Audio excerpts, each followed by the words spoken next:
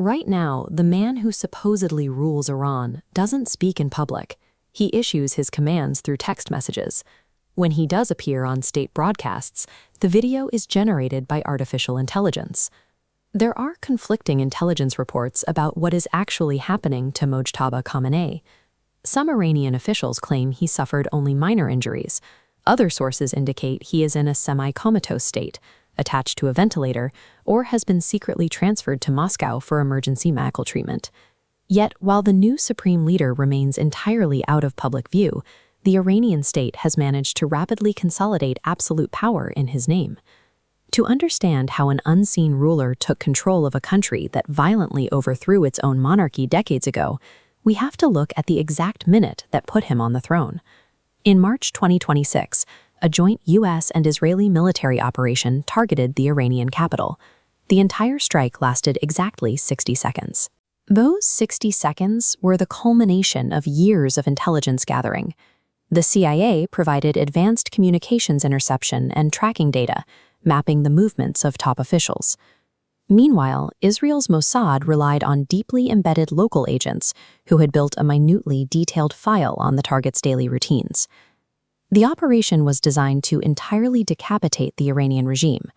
The primary target was the 86-year-old supreme leader, Ali Khamenei, along with his top security commanders, who had gathered at a central leadership compound. The resulting airstrike killed the supreme leader and 40 other senior officials. Ali Khamenei's second son, Mojtaba, was caught in the blast and severely wounded. As a tactical intelligence operation, the strike hit every target. But the ultimate strategic goal was to collapse the state. Instead, the sudden power vacuum triggered a panicked, aggressive survival response from the surviving factions of the regime. To fill that vacuum, the state elevated Mojtaba Khamenei.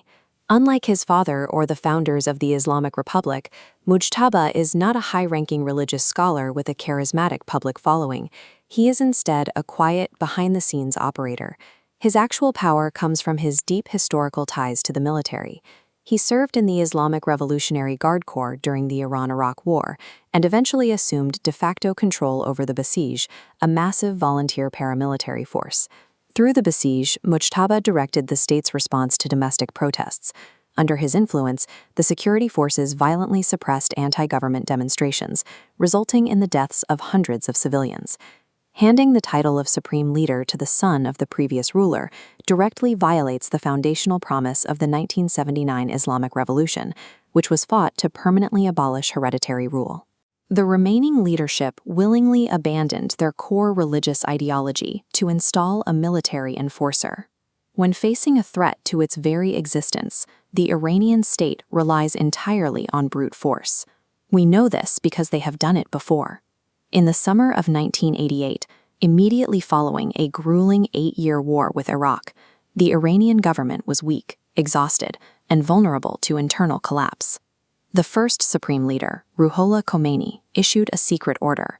To ensure the regime's survival and prevent any future political opposition, he directed the state to execute thousands of political prisoners already held in Iranian jails. Specialized death commissions traveled between prisons. They brought inmates into small rooms and asked them a few basic questions about their religious beliefs and political affiliations. If the prisoners gave the wrong answers, they were immediately loaded onto forklift trucks and hanged from cranes. The state did not punish the men who ran these commissions. It rewarded them.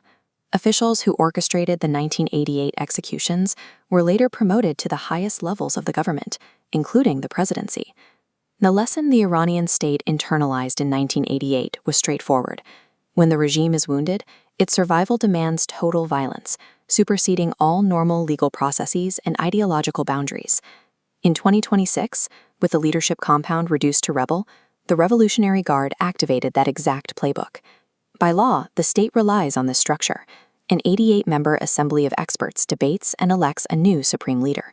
The military bypassed all of it.